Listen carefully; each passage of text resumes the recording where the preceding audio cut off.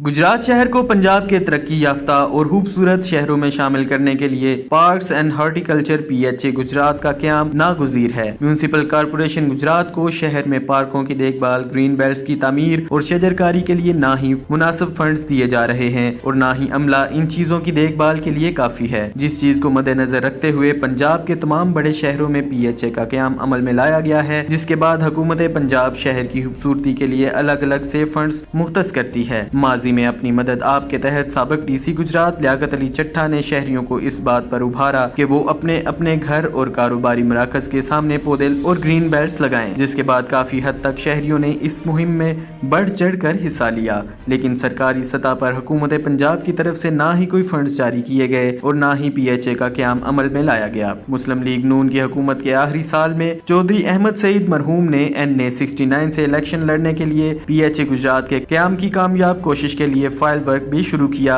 लेकिन इनके इंतकाल के बाद मुस्लिम लीग नून की हुकूमत ने ये मंसूबा रद्दी की टोकरी की नजर कर दिया। अब जबकि चौधरी परवेज इलाही स्पीकर पंजाब असम्बली हैं और मुस्लिम लीग काफ पंजाब मरकजी हुकूमत में इत्तेहादी है, तो इनके पास ये सुनहरी मौका है कि वो गुजरात को खूबसूरत और तरक्की याफ्ता बनाने के लिए इस अहम तरीन इदारे का गुजरात में क़याम अमल में लाएं, ताकि शहर की खूबसूरती में इजाफा हो सके और लोगों को जदीद तफरीही सहूलियात मुयसर आ सकें। इमिग्रेशन और तारकीन वतन की खबरों से बाखबर रहने के लिए हमारा YouTube चैनल सब्सक्राइब करें और बेल आइकन को क्लिक करें।